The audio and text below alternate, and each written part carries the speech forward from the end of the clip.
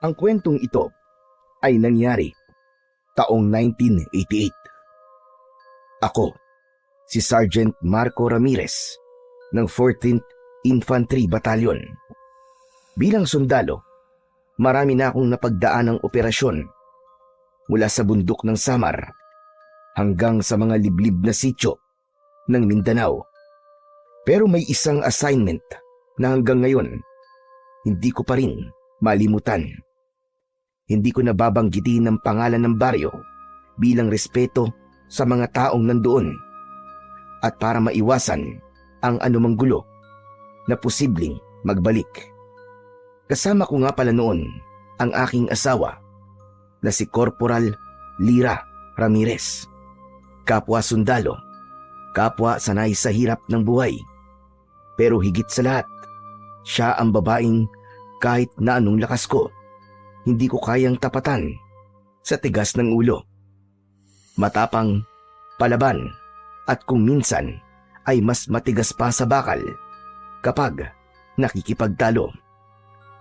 Magkaiwalay sana kami ng assignment pero pinagsabay kami ng utos ng kampo. Temporary posting daw sa isang baryong matagal ng tahimik. Too quiet, sabi pa nga ng commanding officer namin habang nag-aayos kami ng gamit sa sasakyan. Noon, akala ko ay biro lang yon. Pero habang naglalakbay kami, napansin kong masyadong mapuno at liblib ang lugar na pupuntahan namin. Para bang unti-unti nang nawawala ang mga palatandaan ng kabiasnan. Wala ng poste ng kuryente. Bihira na ang bahay at puro masukal na ang kagubatan ang nasa magkabila ang gilid ng daan. Tahimik lang kami sa loob ng sasakyan pero maya-maya pa ay bigla akong napatingin kay Lira. Bigla niya kasi akong kinalabit. 6 na oras na tayo nasa daan, Marco ah. Nakamasid siya sa labas. Kita ko sa mga mata niya. Alerto siya. Ganito siya palagi kapag may nararamdaman siyang kakaiba. Hindi ko alam kung instinct ba yun bilang sundalo o simpleng pakiramdam lang ng babae. Teka nga, tama ba talaga tong daan natin? O kung may baryo ba talaga tayong pupuntahan? Hindi kaya niloloko lang tayo ng mga kasama natin? Napangiti ako sa tinura niya. Pero sumeryoso ako nang makita kong tumingin siya sa akin. Tama siya. Masyado nang matagal ang biyahe. Bakit naman gagawin sa atin yun? Siguro naman hindi nila gagawin biro ang pagkawala ng mga kasamahan natin. Standard verification lang daw to. Tignan natin kung sino may pakana.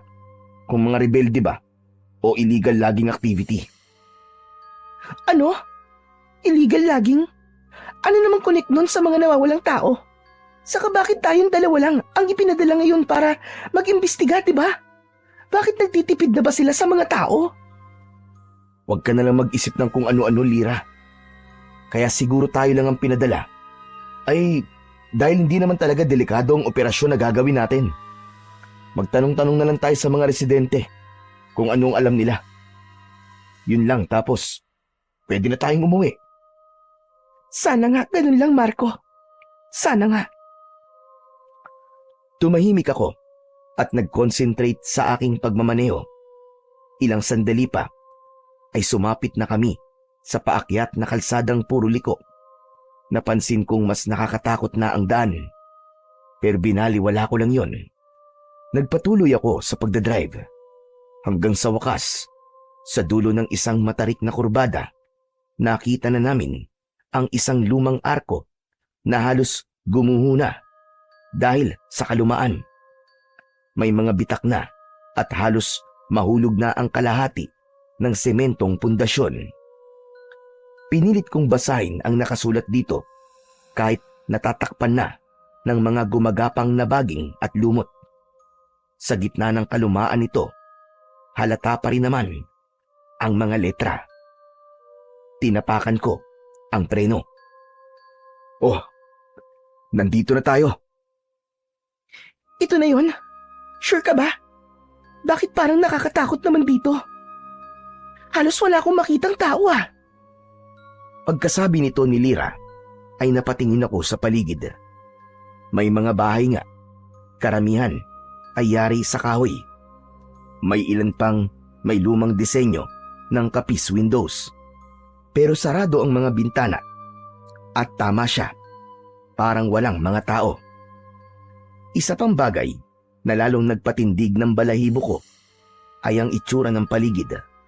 Habang dahan-dahan kong pinaaandar ang truck papasok sa baryo, napansin kong kakaiba ang mga puno.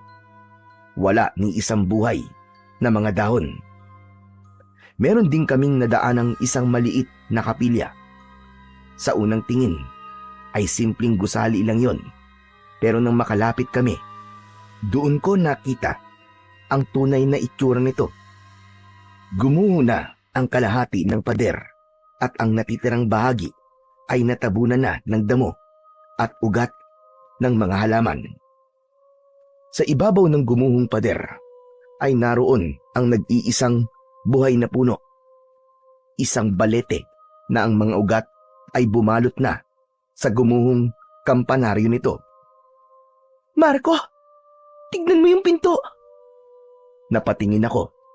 Nakaawang ang lumang pinto ng kapilya at sa pagitan nito ay may napansin akong parang may aninong dumaan. Mabilis yun, pero malinaw kong nakita.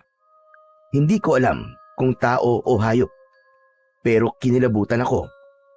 Nagpatuloy na ako sa pagdadrive hanggang sa makarating kami sa barangay hall ng lugar. Ipinarada ko ang sasakyan sa tapat nun at saka kami bumaba pareho ni Lyra. Sinalubong kami ng isang matandang lalaki na may hawak na baston at nakabarong maski mainit ang sikat ng araw. O si Mayor Lucio, kayo bang ipinadala mula sa kampo? Sir, Sergeant Marco Ramirez po. Kasama ko po ang aking asawa, si Corporal Lyra Ramirez. Na-assign po kami rito para sa security assessment. Mabutit nakarating kayo ng maayos. Pero sana, matapos agad ang trabaho nyo bago dumating ang kabilugan ng...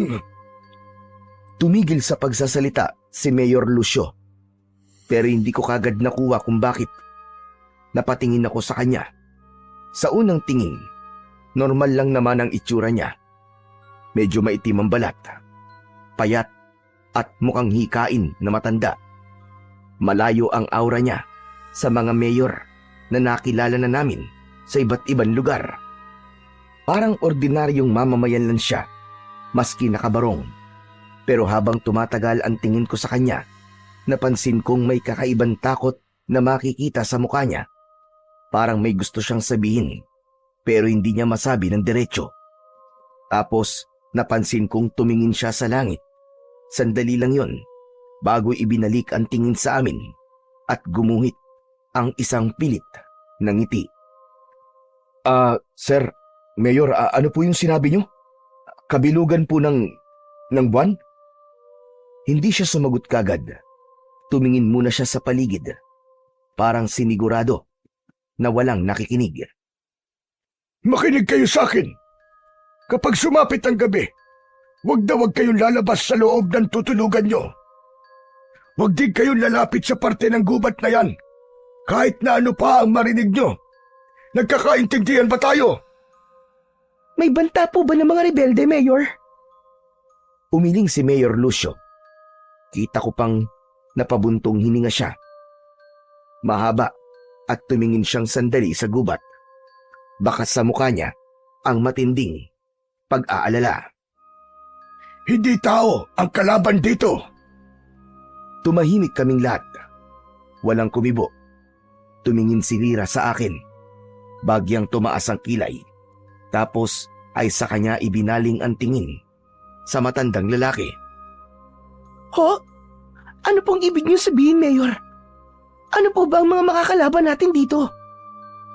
Muling naulit ang ekspresyong ipinakita niya kanina. Muli rin siyang sumagot ng malayo sa tinatanong namin. Hindi ko tuloy maiwasang makaramdam ng inis.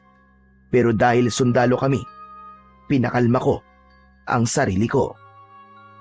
Mayor, kaya ho kami pinapunta dito ay para imbestigahan po ang mga reports tungkol sa mga nawawalang tao dito sa baryo na to. Kung may alam po kayong impormasyon tungkol dito, makipagtulungan po kayo sa amin. Hindi pwede ang ganun. Kung gusto nyo ng sagot, gusto ko, kayo mismo ang makatuklas ng tunay na nangyayari dito. Dahil kapag sinabi ko lang, baka hindi kayo maniwala. Nang marinig ko ang sinabi ni Mayor, usa akong napatingin kay Lira. Kita ko agad ang reaksyon sa mukha niya. Galit na may halong inis. Napailing siya at pinagsalikop ang mga braso habang nakatitig ng matalim kay Mayor. Ang sabi mo kanina ay hindi tao, Mayor. Ano yun? Mga multong kalaban niyo dito? Bago pa siya makapagsalita ng mas matalim, ay agad ko na siyang hinawakan at hinila palayo ng konti kay Mayor. Lira, tama na. Ano ka ba? Pigilan mo ang sarili mo. Nandito tayo para mag-assess at i-verify ang mga nangyayari. Sa tingin ko, ay maganda nang may konti tayong malaman mula kay Mayor kaysa puro kuro-kuro lang, gaya ng illegal logging o kung ano paman. Pero hindi ba't mayor siya ng bayang to? Tungkulin niya rin na protektahan ng lugar at panatilihin ang katahimikan. Kung hindi siya makikipag-cooperate sa atin, para tayo makakatulong, di ba? Isa pa, puro kabalbalan lang ang pinagsasasabi niya. Hinaan mo ang boses mo, Lira. Baka marinig ka, nakakahiya. Bakit naman tayo mahihiya? Totoo naman ang sinasabi ko Pumalma ka lang. Mabuti pa dumito ka na lang muna. At ako na ang kakausap sa kanya, okay? Ay nako, bahala ka. Muli akong lumapit kay Mayor at nagtanong. Iniba ko na ang usapan upang hindi na tumaas panlalo ang tensyon. Mayor, sino po pala ang kapitan dito? Pwede ko po ba siyang makausap? Wala pa ho kasi kaming matutuluyan ng kasama ko Walang kapitan sa baryo na to. Pero may alam ako matutuluyan ninyo. May mga naunang sundalo ang nagpunta dito at meron silang tinutuluyan na barracks malapit lang dito. Pwede kayo ron. Matibay ang ginawa nilang barracks na yon. Ganun ho ba?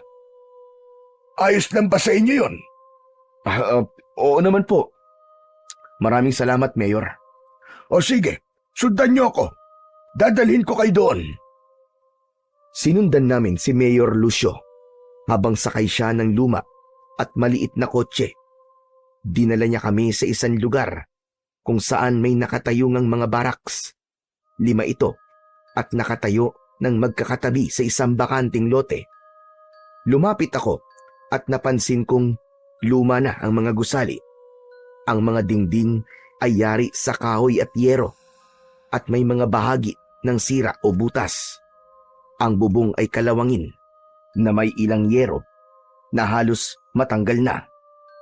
Sa paligid ay may mga drum, lumang mesa at mga sirang upuan na halatang naiwan na lang ng mga dating tumuloy doon. Nagpaalam na rin kagad si Mayor Lucio dahil may mga aasikasuhin pa raw siya. Nagkatinginan kaming mag-asawa nang wala na sa paningin namin ang matandang lalaki. Dito tayo tutuloy? Sure ba siya? Ang dumi at saka lumang-luma na, ano ba yan? Wala bang maski kahit isang kubo man lang na mas maayos? Baka wala. Kaya dito tayo dinala. Okay na to, mahal. Ayusin na lang natin. Hindi ako panatag dito, Marco. Tama na yan. Baka ma-stress ka niyan Siguro kasi baka nag-iingat lang din sila, di ba? Kung totoong may mga rebelde dito sa paligid, baka ayaw sigurong madamay ang mga taga-baryo. Mas ligtas sila kapag malayo tayo sa mga kabahayan nila. Tapos, tayo nasa delikadong sitwasyon. Tignan mo nga tong lugar. Wala tayo ni isang kapitbahay. Hindi ligtas to kung tayong dalawa lang. Wala tayong magagawa sa ngayon, Lira. Magtiis muna tayo hanggang sa makahanap tayo ng mas maayos. Ang importante, magkasama tayo. Sa bagay. Pero sana, hindi tayo mapahamak dito. Kinukutuban talaga ako ng masama dito eh. Ako rin. Pero kakayanin natin to. Matatapos natin ang misyon to ng maayos. Nakita kong tumango ang aking asawa at ngumiti na din siya. Doon na parang napanatag ang aking loob, maski konti. Gaya ng lagi nating ginagawa, mabuti pa ay i-check na muna natin ang paligid. Baka may mga nakatago ditong mga bomba o kung ano paman. Malabo yan. Ha? Anong malabo? Sa tingin ko ay walang anumang nandito. Malamang sa malamang, kung meron mang mga gamit na naiwan dito, ninakaw na yun ng mga taga-baryo. Ikaw talaga masyado kang negative. Sige na, gawin na lang natin. Ikaw dito sa harap at ako naman dun sa likod. Wala kaming nakitang kakaiba. Pati na nung isa-isa naming pinasok ang mga baraks.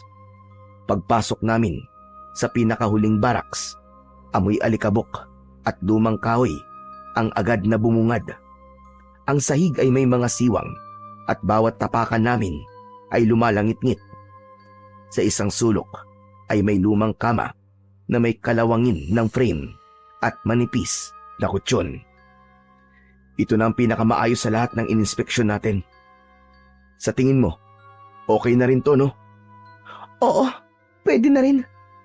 Wala naman tayong choice eh. Kesa naman dun tayo sa gubat. Linisan na lang natin. Ayos. Magbababa lang muna ako ng mga gamit natin sa sasakyan ha. Sige, at maghahanap lang ako ng pwedeng magamit natin dito panlinis. Muli akong naglibot sa lugar at may mga nakuha kong mga lumang tambo, walis tingting, mga lumang lamisita, may mini cabinet at iba pa. Inipon ko ang lahat ng yon at dinala sa napili naming tutuluyan. Nang nasa loob ako, napatingin ako sa mini cabinet at dahil mausisa akong tao, binuksan ko yon. Lumantad ang ilang piraso ng mga papel at larawan. Ayon sa mga dokumento, may dating detachment sa baryo na yon. Pero matagal nang iniwan. Sunod kong tinignan ang mga larawan. Grupo yon ng mga sundalo, ngunit hindi ko mamukaan dahil malabo yon. Ano yung nahanap mo? Ilang mga gamit, larawan at mga dokumento na naiwan ng mga sundalong na destino dito. Talaga? Patingin nga ako. May nakita ka bang maaari nating maging lead sa nangyayari dito? Binasa ko lahat. Wala sa mga dokumento at larawan ang ipinunta natin dito. Sa tingin ko, hindi pa ito ang pinaka naging base ng mga naunang sundalo. Tama ka. Base sa mga gamit na naiwan nila, hindi ito ganun kahalaga para dalhin kung saan man sila nagpunta. Pwede nating tanungin si Mayor sa mga susunod na araw. Marami pa akong gustong linawin sa kanya. Lalo na yung sinasabi niyang kabilugan ng... Oh, ba't ka nakangiti? Wala lang. Siya nga pala. Pasensya ka na sa mga inasal ko kanina. Sa totoo lang, habang ibinababa ko mga gamit kanina, napansin kong hindi naman talaga masama ang lugar. Saka, mukhang magiging bakbakan at adventure ang mission ito para sa atin. Imagine, tayong dalawa lang nandito. Ikaw ha? Iba na naman ang takbo ng isip mo ha? Ibang bakbakan ang nasa isip mo eh. Pumipilya ka na naman ha? Bakit? Ayaw mo? Sige, ikaw ang bahala. Huy, wala akong sinabing ganun ha? Ipinagpatuloy na namin ang paglilinis at pag-aayos ng mga gamit. Nagwalis, nag-alis ng mga kalat at inayos ang mga lumang gamit na pwede pang magamit.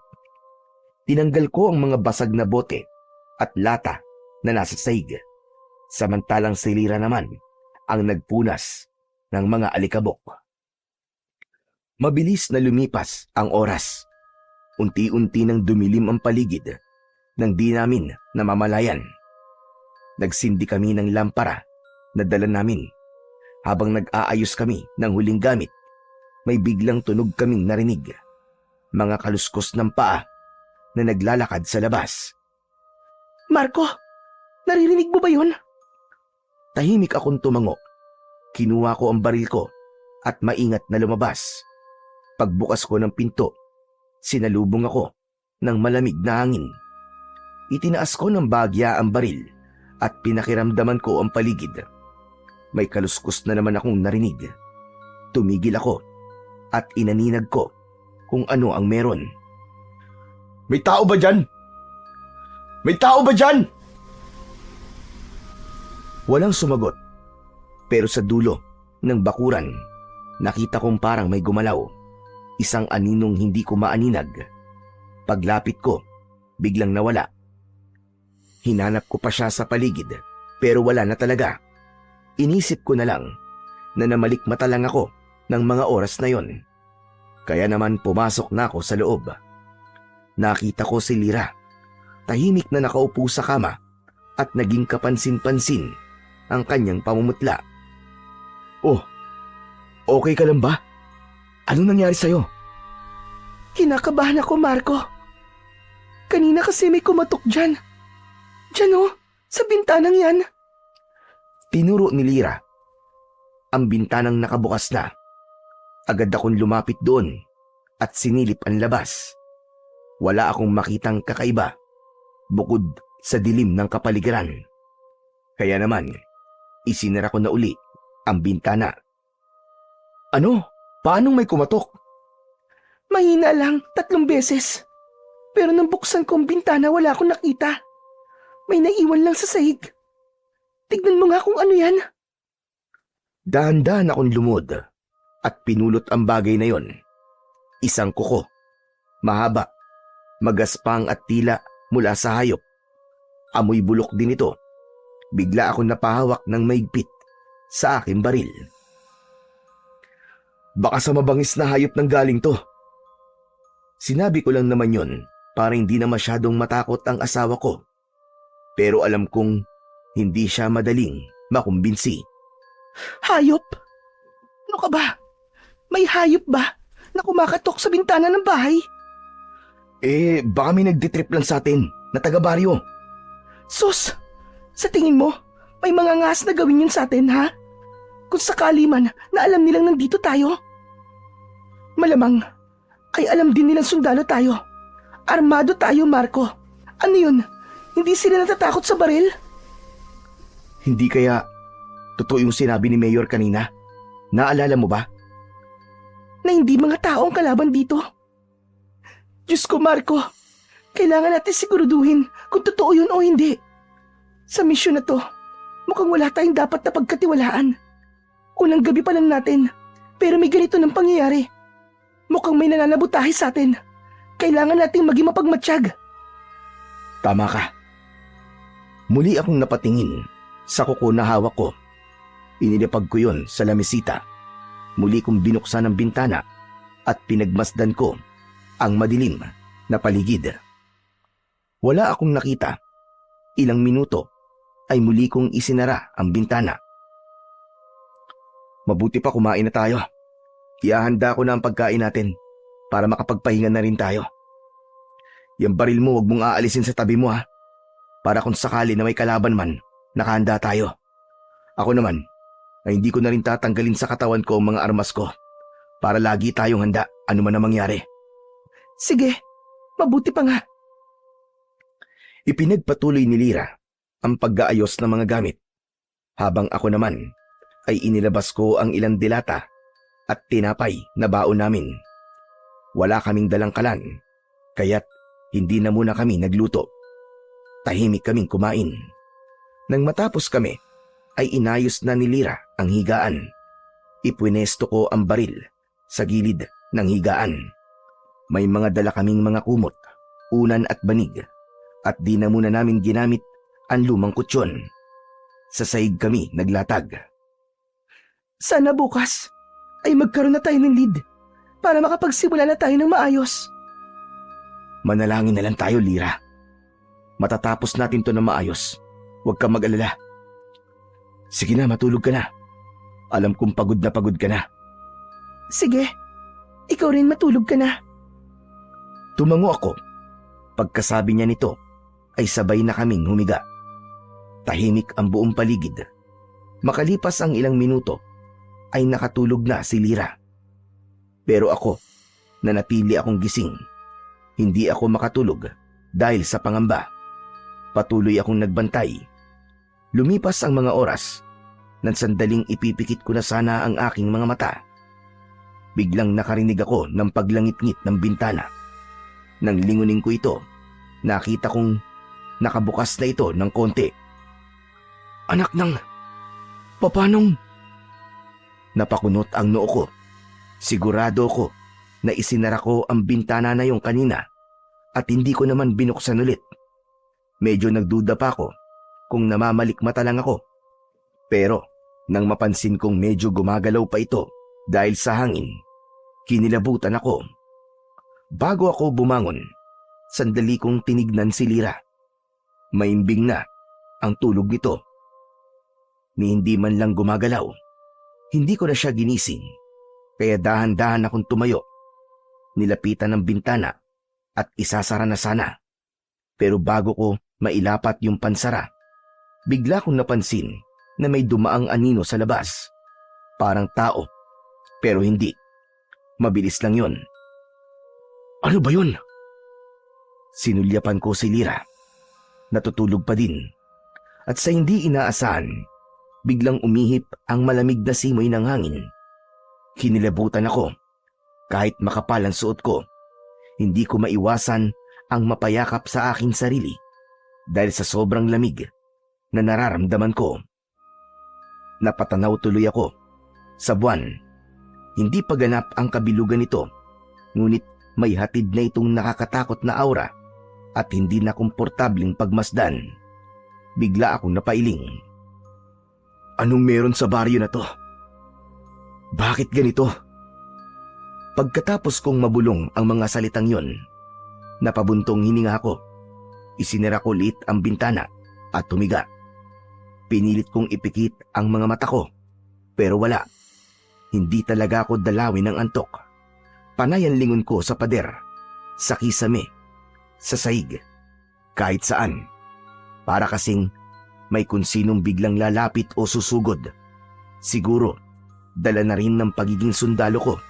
Laging alerto, kahit tahimik, ang paligid. Hindi ko na namalayan kung anong oras na ako nakatulog. Basta't pagdilat ko, parang ang bigat-bigat ng katawan ko. Para bang binuhusan ako ng malamig na tubig. Si Lira ay tahimik pa ring nakahiga sa tabi ko.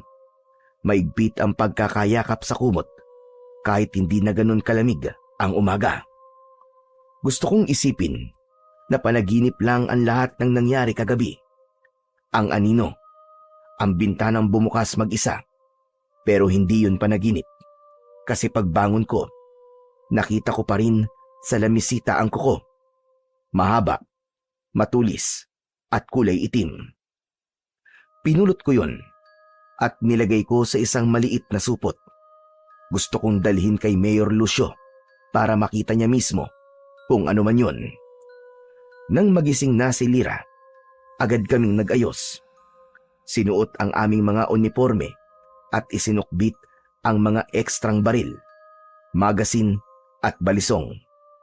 Paglabas ko ng bahay, napansin kong kakaiba ang baryo. Tahimik, mas tahimik pa kaysa kahapon. Walang batang naglalaro, walang maingay na naglalaba, walang usok mula sa kalan ng mga kapitbahay. Bakit ganito dito? Parang walang lumalabas na tao kapag araw. Parang ghost town. Kaya nga eh. Kanino tayo pwede magtanong dito kung lahat sila nagtatago? Sa palagay mo, may kinalaman kaya yung nangyari kagabi dito? Sandali. Huwag mong sabihing naniniwala ka na ngayon kay Mayor. Slight lang. Para sa akin, to see is to believe pa rin. Pero, bakit nga kaya nakapagtataka? Hindi ko alam, mahal ko. Pero, baka natatakot lang sila. Mukhang may kababalaghang nangyayari nga dito, no? Mukha nga. Pero hindi tayo pwedeng magbigay ng impormasyon sa kampo na puro galing lang sa haka-haka, Lira. Kailangan nating mag-imbestigang mabuti at magtanong-tanong sa mga taong nakatira dito. Iba rin kasi talaga ang kutob ko. Kung ganun, ay kinukutuban ka rin pala kagabi. Bakit di mo sinabi sa akin? Ayoko kasing matakot ka eh. Ang gusto ko ay makapagpahinga ka ng maayos. Sa bagay, masarap nga ang tulog ko. Paano ngayon yan? Wala naman tayong taong mapagtatanungan dito. Paano tayo magsisimula? Mabuti pa maglakad-lakad tayo. Puro naman, meron tayong makakasalubong o mahahanap na tao. Alangan namang hindi sila lalabas para maganap ng makakain nila, di ba? Sa bagay, tama ka. Sige, tara na. Naglakad kami at nilibot ang buong baryo. Kitang-kita namin kung gaano kalungkot at walang buhay ang baryo. Ang mga bahay, sarado lahat ng pinto at bintana. Parang walang gustong makipag-usap o magpakita. Ngunit sa isang bahay, may napansin akong isang matanda na dahan-dahang sumisilip mula sa loob ng bahay. Pero nang tumingin ako ron, ay bigla siyang umiwas. Isinara niya ang bintana. Maya-maya pa ay may narinig din kaming mga yapak. Paglingon ko, may 2 batang nagtatakbuhan. Ngunit bago pa sila makalayo, mabilis silang hinila ng isang babae. Malamang ay nanay nila yon. Isinara niya kagad ang pinto, sabay kalansing ng kandado. Kita mo yun? Bakit iniiwasan nila tayo? Kaya nga eh. Pero hindi lang yun ang nakita ko, Lira. May takot sa mga mata nila. Bakit? Ngayon lang ba sila nakakita ng mga sundalo? Bakit nila tayo kinatatakutan? Sa atin nga ba? O may iba pa silang kinatatakutan? Hindi natin sila mapipilit at hindi masisisi. Hindi natin alam kung anong totoong nangyayari sa lugar na to. Gusto ko sana makausap ulit natin si Mayor. Para ano? Paikot-ikutin na naman tayo sa mga sagot niyang hindi natin maintindihan. Wag na lang. Tayo na lang ang maghanap ng sagot. May punto ka pero hindi natin pwedeng alisin ang katotohanang mas alam niya ang nangyayari dito. Ikaw na lang ang bahala. Kung sa tingin mo yan ang tamang gawin, susunod ako. Susuportahan kita. Nagpatuloy kami sa paglalakad hanggang sa may nakita kaming plaza. May isang lalaki doon na nagwawalis. Agad akong lumapit sa kanya. Samantalang ang asawa ko naman ay nanatiling nakadistansya at siya ang nagmamasid sa paligid. Takot at matinding gulat ang inisyal niyang naging reaksyon nang makita ko. Teka. Magandang umaga po. Ako si Sergeant Ramirez, isang sundalo. Pwede ba kitang makausap sandali? Anong kailangan nyo?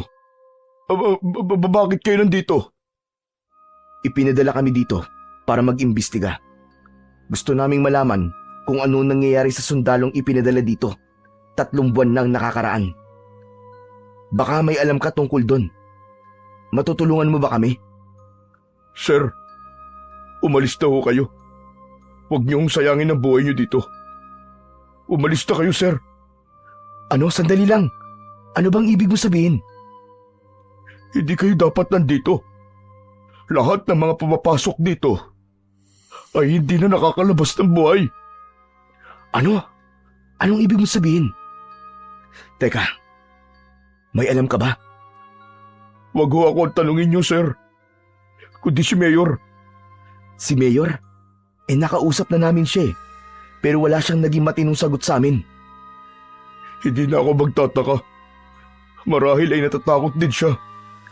Natatakot? Saan naman? Muling nagbago ang ekspresyon ng lalaki. Panayanlinga niya sa paligid na animoy may kinatatakutan. Yun din ang ginawa ko. Nilibot ko ng tingin ang buong kapaligiran. Pero wala naman akong nakitang kakaiba bukod sa mga taga-baryo na iwas sa amin. May kinatatakutan ba kayo dito? May pumipigil ba sa inyo para magsalita?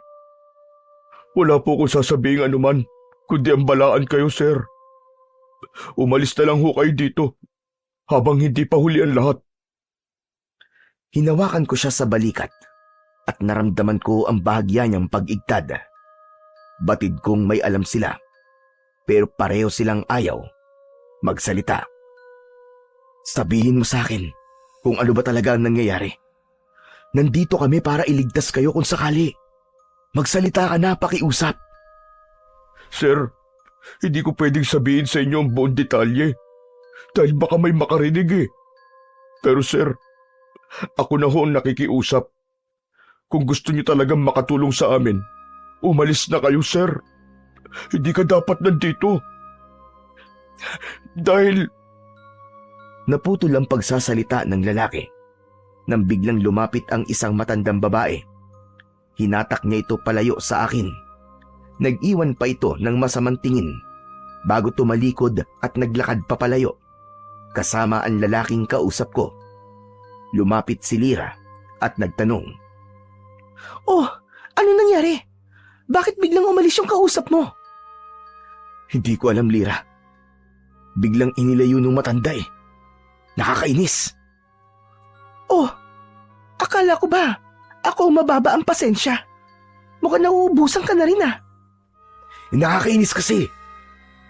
Mukhang wala tayong makukuhang matinong sagot mula sa mga nakatira dito. Lahat sila tikom ang mga bibig. Ayaw magsalita. Akala ko magiging madali lang ang misyon na to para sa atin. Pero hindi pala. Yung mga tao nagtatago sila. Yung mayor, yung lalaki.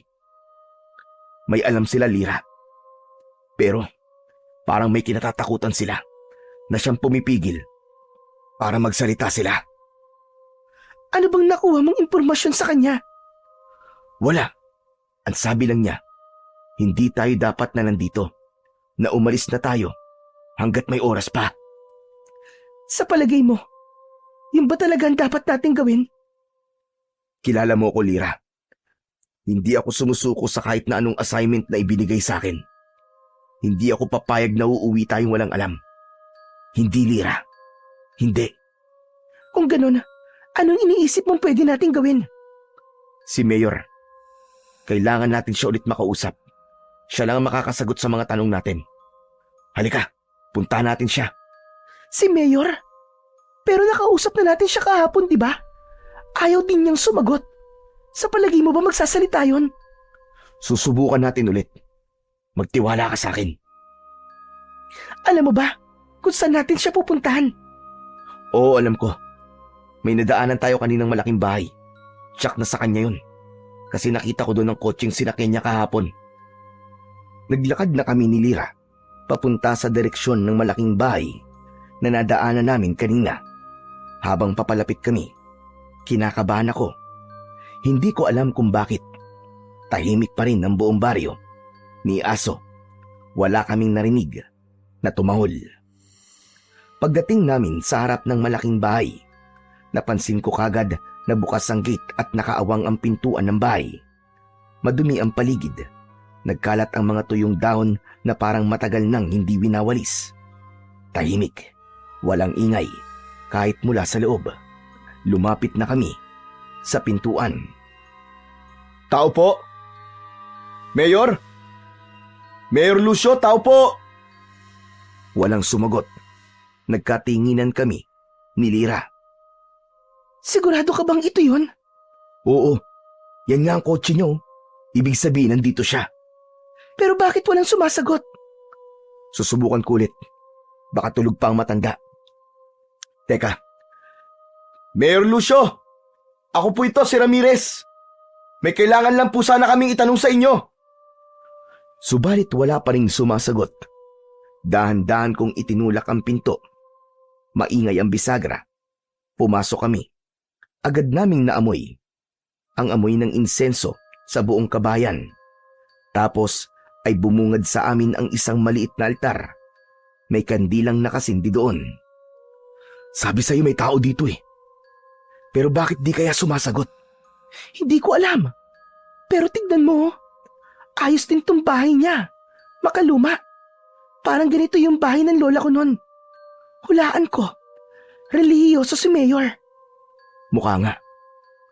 Habang nag-uusap kami, Biglang bumukas ang pinto ng isang silid sa kanan. Pareho kaming napalingon ni Lira. Mula roon ay lumabas si Mayor Lucio. Nakasuot siya ng puting kamis at chino. May rosaryong nakabitin sa kanyang leeg. Nanlaki ang mga mata niya nang makita kami. Anong ginagawa niyo dito? May kailangan ba kayo sa akin? Mayor, pasensya na ho kung pumasok po kami na walang paalam. Kanina pa po kasi kami tawag ng tawag sa labas pero wala pong sumasagot. Nag-alala po kami sa inyo. Tahimik muna si Mayor. Tila nag-aalangan siyang magsalita. Napansin kong nanginginig ang kanyang kamay habang hinahaplos ang rosaryo sa leeg niya. Marami po kasi kaming itatanong sa inyo, Mayor. Naku, pasensya na. Pero baka hindi ko kayo mahaharap kasi maraming gawain dun sa bayan. Kailangan kong pumasok at magtrabaho. Pero sandali lang to, Mayor. Bigyan niyo lang ho kami maski ilang minuto lang. Kinuha ko ang maliit na supot na nakatago sa aking bulsa. Maingat kong inilabas ang kuko. Inilapag ko yun sa ibabaw ng mesa na nasa malapit sa amin. Mayor Lucio, nakuha ko po to kagabi. Sa palagay nyo, anong klaseng hayop ang meron nito? Napansin kong biglang nag-iba ang mukha ni Mayor Lucio. Parang natigilan siya. Dahan-dahan niyang nilapitan ng mesa at tumitig sa kuko. Saan mo to nakuha? Sa sahig malapit sa bintana ng tinutuluyan namin. Bakit to? May alam po ba kayo rito? Hindi sumagot si Mayor Lucio. Bagkus ay umatras siya ng bagya. Saka nag-sign of the cross. Nagsimula na pala sila. Teka, anong ibig niyo sabihin, Mayor? Anong nagsimula? Tumingin siya sa amin. Malalim ang buntong hininga. Hindi ko alam kung paano ito ipapaliwanag. Pero kung mananatili kayo rito, kailangan niyong malaman ang totoo. Lumapit si Mayor sa bintana. Tumingin sa labas na para bang may pinagmamasdan sa malayo. Matagal nang sinumpa ang baryong ito. Sa tuwing dumarating ang kabilugan ng buwan, lumalabas sa mga halimaw. Pinapatay nila ang mga taong taga-baryo. Malalakas sila at walang makalaban sa kanila miski isa. Uhaw na uhaw sila sa dugo at laman. Nakakatakot sila. Tahimik lang kami ni Lira. Maya-maya ay napailing ako. Mahirap namang kasing paniwalaan ang mga bagay na hindi mo pa nakikita ng mga mata. Kaya naman, tinanong ko agad siya. Mayor, kung totoo yan, bakit hindi niyo sinabi sa kampo ang tunay na dahilan? Di sana nagpadala sila dito ng mas marami pang mga sundalo.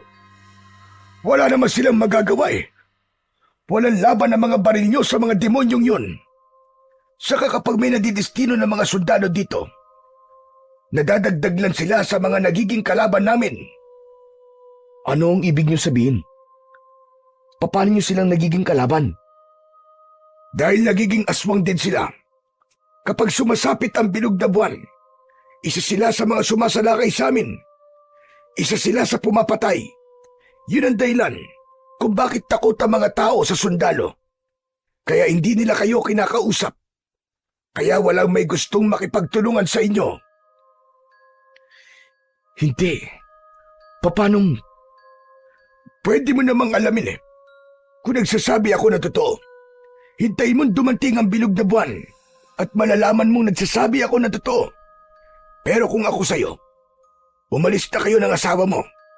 Huwag niyo nang hintayin ang gabing yon. Lalo na at isa kang Ramirez. Sandali. Ano naman pong kinalaman ng pagiging Ramirez ko dito? Ang ibig ko sabihin ay isa kang sundalo. Ay, pasensya ka na. Iba na sabi ko. Sigurado ka, Mayor? Oo, nagkamali lang ako. Huwag mo nang isipin yon. Sige ho.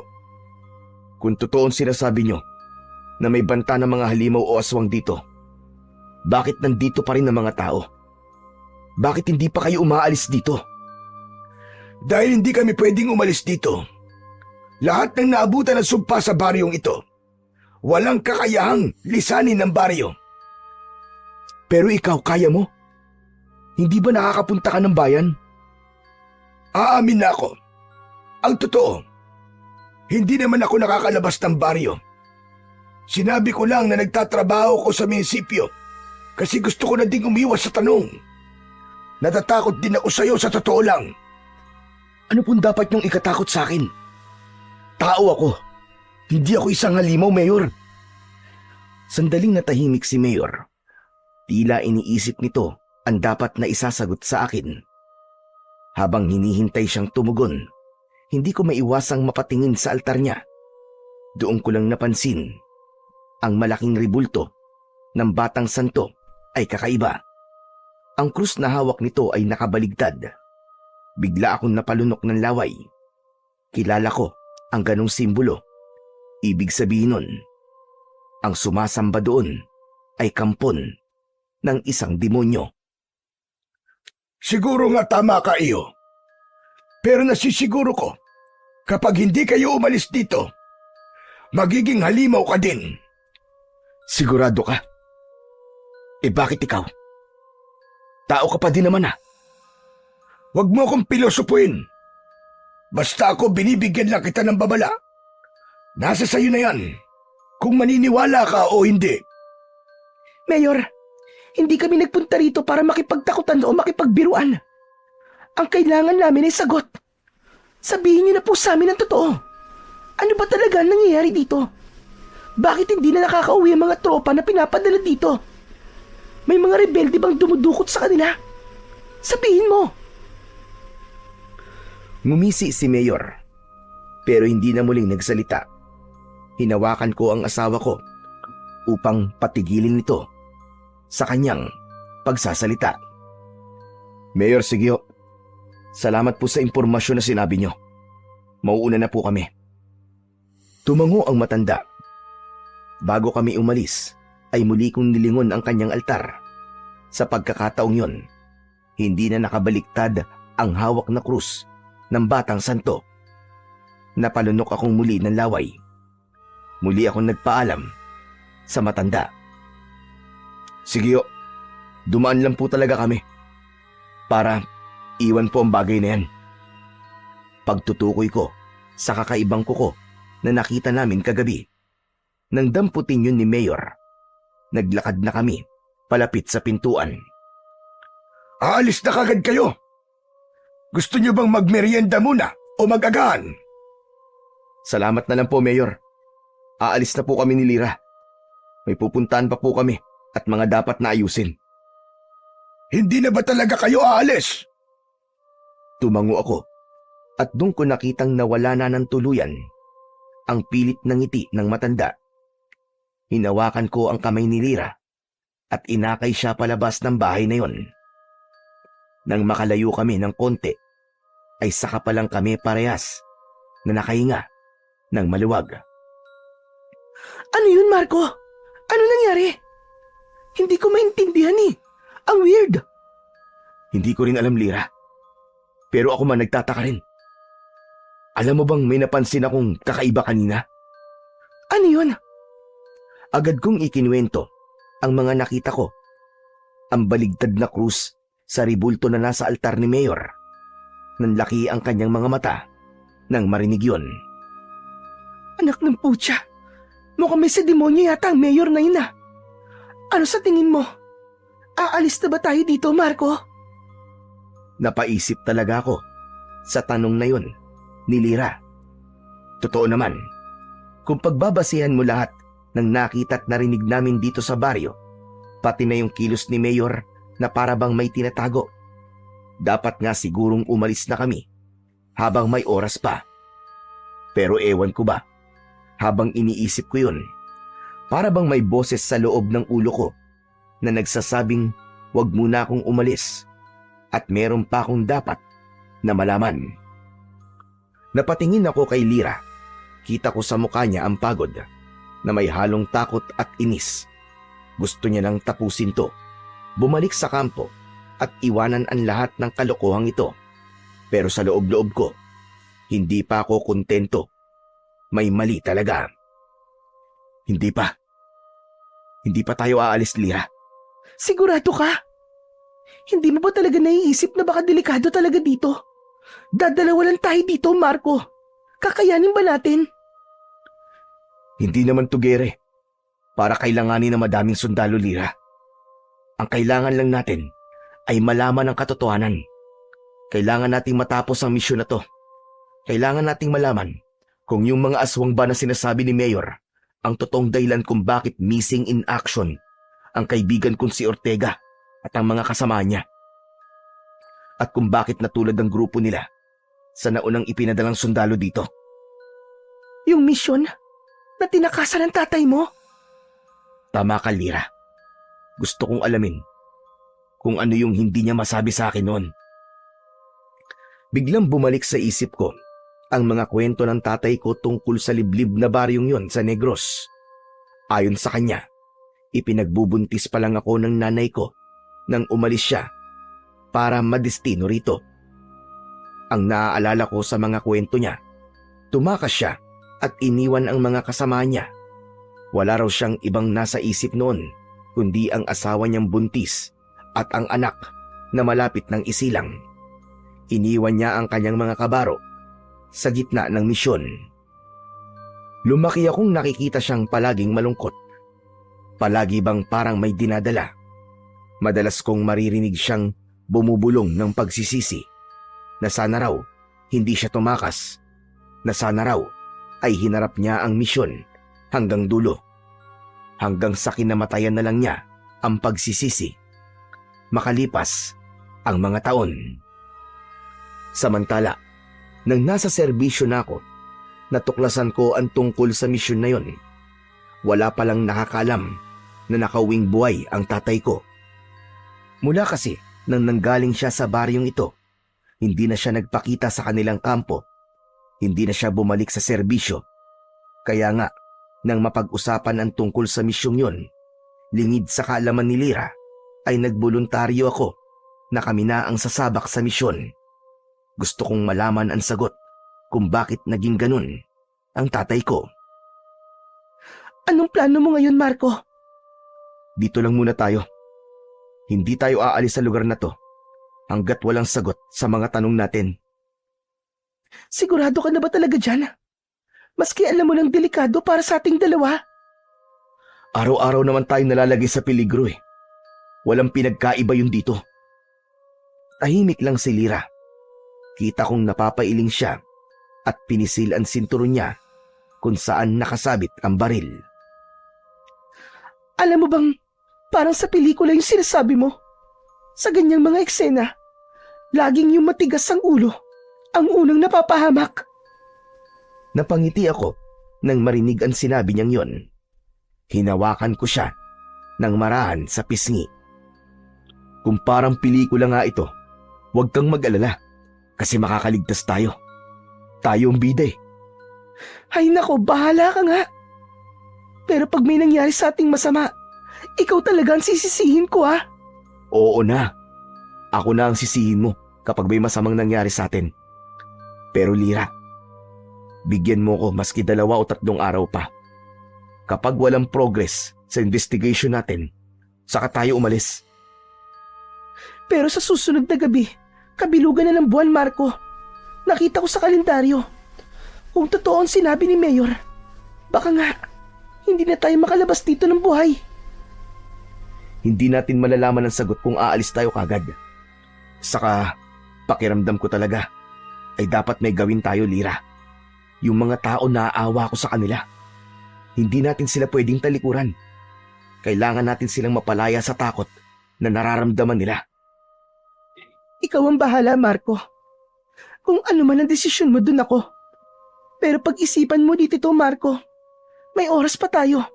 May pagkakataon pa para umalis. Pagkatapos ng usapan naming yon, naglakad na kami pabalik sa barracks. Tahimik lang kami pareho habang naglalakad. Pagdating namin sa barracks, agad akong nagkumpuni ng mga sira. May ilang parte ng bubong na tinapalang ko ang mga butas. Pinukpok ko din at pinatibay ang mga dingding. Habang abala ako sa pagkukumpuni, ay napansin kong bitbit ni Lira ang mga gamit niya sa pagluluto. Aayusin ko lang tong lutuan natin, ha? Tumangulang ako at ipinagpatuloy na ang aking ginagawa. Nakita ko siyang nag-ayos ng 3 batong malalaki at yun ang ginawa niyang kalan. Maingat siyang nagsalansan ng mga tuyong sanga at sinindihan yun gamit ang ilang piraso ng papel at posporo. Tapos ay dahan-dahang hinipan hanggang sa lumakas ang apoy. Ilang sandali pa ay inilabas na niya ang mga kaldero at kaserola namin. Nagtakal na siya ng bigas at nagsaing. Nang matapos yun, ay naamoy ko ang amoy ng bawang at sibuyas na kanyang binabalatan at pagkatapos ay ginayat. Aba, ayos siya na. Ang galing talagang dumiskarte ng misis ko.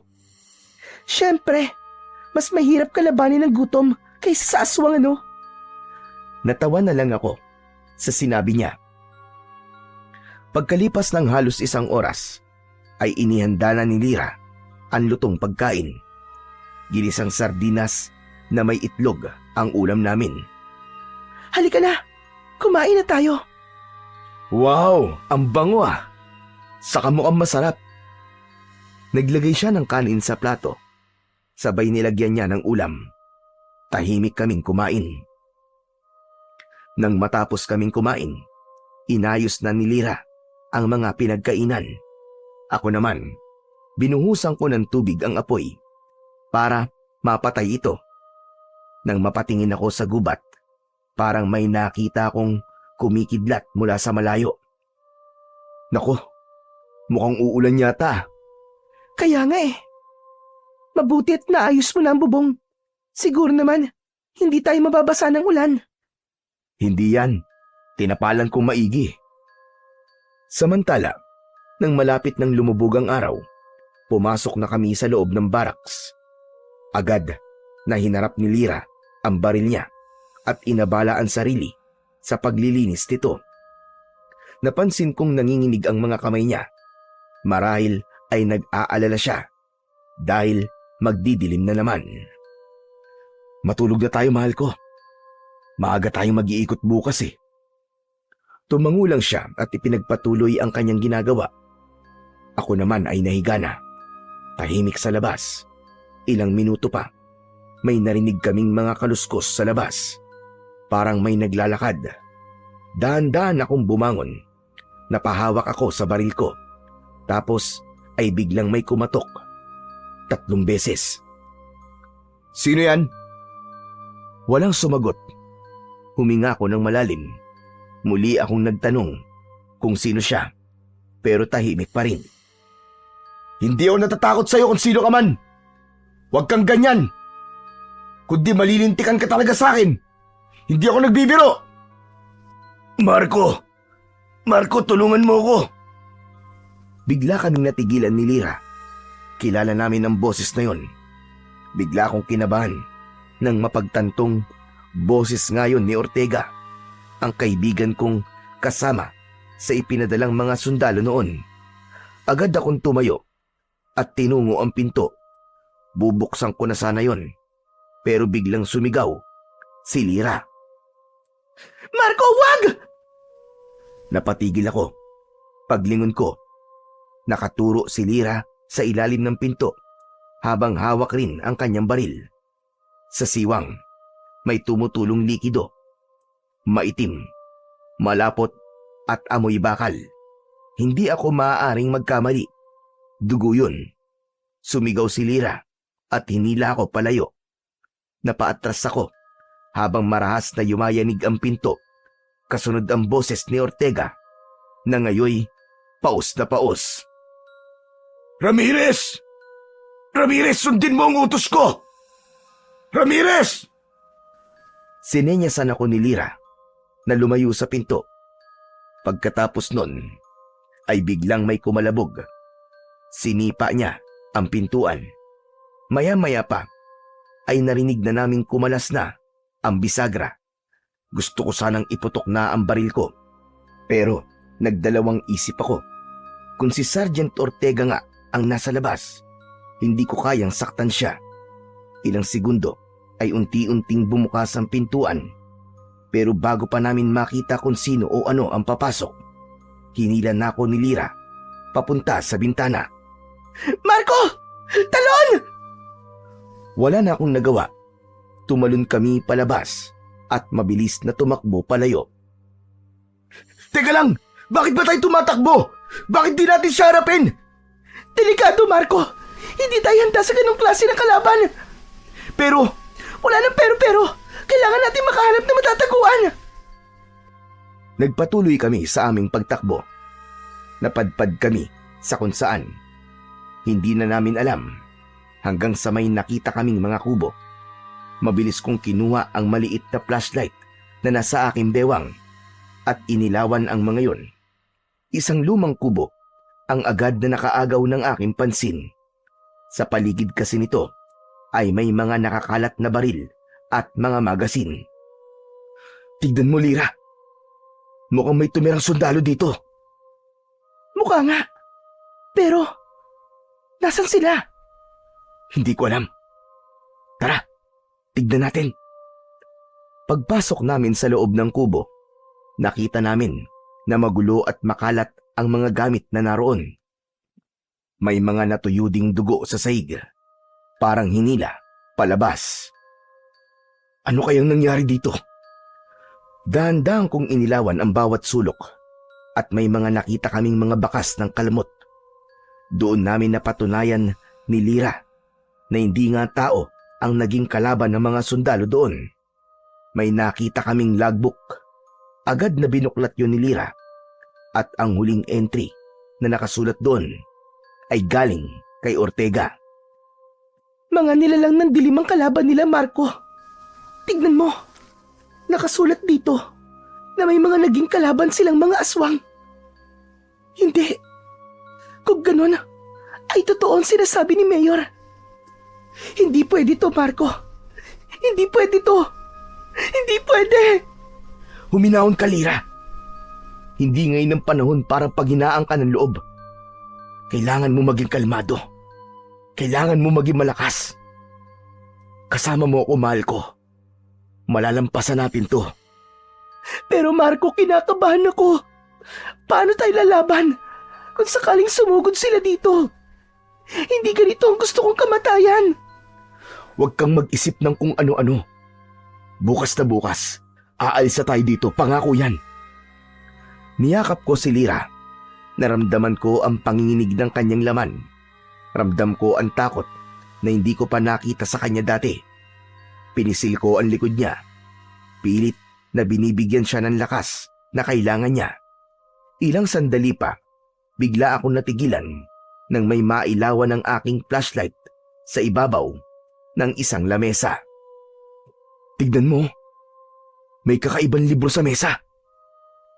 Nilapitan namin ito at tinignan. Isang aklat ang kumuha ng aking pansin. Ang pabalat nito ay kulay itim at may mga nakakatakot na drawing na mga simbolo at nilalang na parang galing sa impyerno. Dahan-dahan kong dinampot yun habang hawak ko. Parang may malamig na hangin na dumaan sa paligid. Marco, huwag mong bubuksan yan. Hindi maganda ang pakiramdam ko sa libro na yan. Hindi ko siya pinakinggan. Para bang may kung anong nagtutulak sa akin na alamin ang laman nun. Binuksan ko ang unang pahina at doon parang biglang huminto ang oras. May nakasulat doon na gamit lamang ang lumang tinta. Cap Ricardo Ramirez. Nabitiwan ko ang libro dahil sa pagkabigla. Ano nakasulat, Marco? Agad na pinulot ni Lyra ang libro.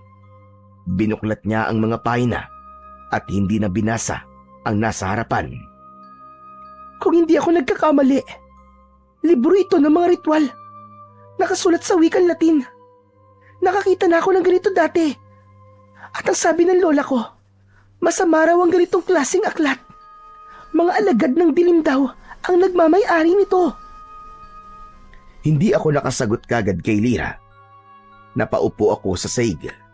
Sa isip ko, bumalik lahat ang mga alaala ko sa tatay ko. Yung mga gabi na nakikita ko siyang nagsasalita ng mag-isa. Yung umiiyak siya sa may beranda at yung mga panahon na paulit-ulit niyang sinasabing may malaki siyang pagkakasala. Parang napagdugtong-dugtong ko ang lahat. Pero hindi ko muna sinabi yon kay Lira. Ayokong maguluhan siya. Ayokong matakot siya sa akin.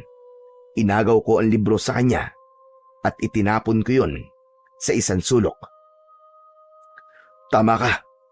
Aklat nga yan ng mga ritual. Mga masasamang ritual. Kaya wag mo nang pulutin. Lalong nagiging magulo na, Marco. Umalis na tayo dito. Hindi, Lira. Hindi ako pwedeng umalis dito. Hindi ako magiging katulad ng tatay ko.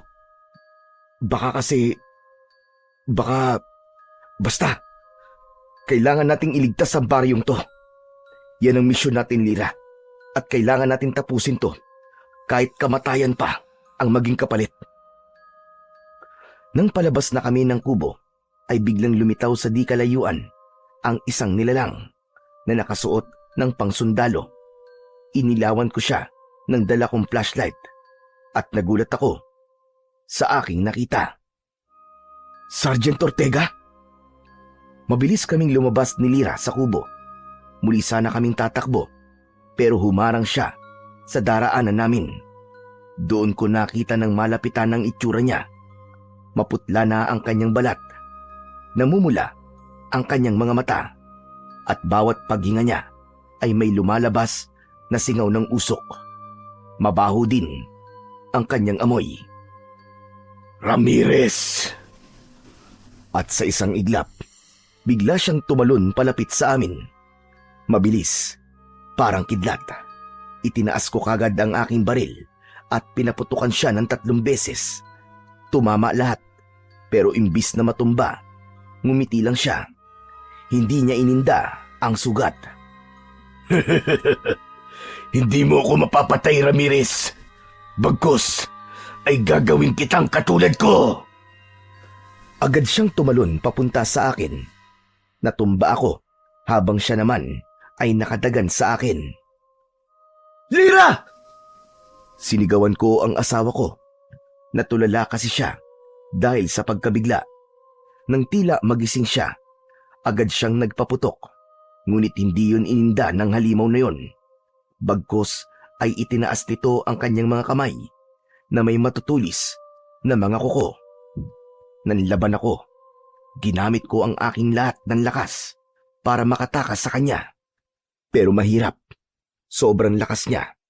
Walang nagawa ang mga suntok at sipa ko hanggang sa bigla niyang isinaksak ang kanyang mga kuko sa aking balikat. Huwag ka nang lumaban. Pumayag ka na. Masarap ang maging kagaya ko, Ramirez. Makapangyarihan. Ayaw mo ba nun? Ayoko. Tama na, Ortega. Tama na! Tama na! Ilang saglit pa ay itinigil niya ang pag-atake sa akin. Pero bumuelo lang pala siya. Muli niyang itinutok ang kanyang mga kuko. Itinapat niya yon sa aking dibdib. Napapikit ako. Handa na akong mamatay ng mga oras na yon. Pero walang kuko na bumaon sa akin. Pagdilat ko ay nasa tabi ko na ang aswang. Namimilipit ito sa sakit. Nakita ko sa tabi niya si Lira. May hawak itong mahaba at matulis na kawayan. Bumangon ka na dyan, mahal ko! Bilisan mo! Agad akong bumangon at mabilis kong kinuha ang aking baril. Pero hindi pa man nagtatagal ay muling kumilos si Ortega at nagbabalak na bumangon. Lira, tara na! Sa mga oras na yon, wala na akong ibang nasa isip kundi ang lumayo kay Ortega. Tumakbo ulit kami. Walang direksyon. Hindi namin alam kung saan kami mapapadpad. Hawak ko ang kamay ni Lira habang patuloy kaming tumatakbo sa putikang daan. Pilit na nilalabanan ang sakit, kaba at pagod. Sa likod namin, nakasunod si Ortega. Marco! Saan tayo pupunta? Tuloy lang. Baka sakali makalayo tayo dito.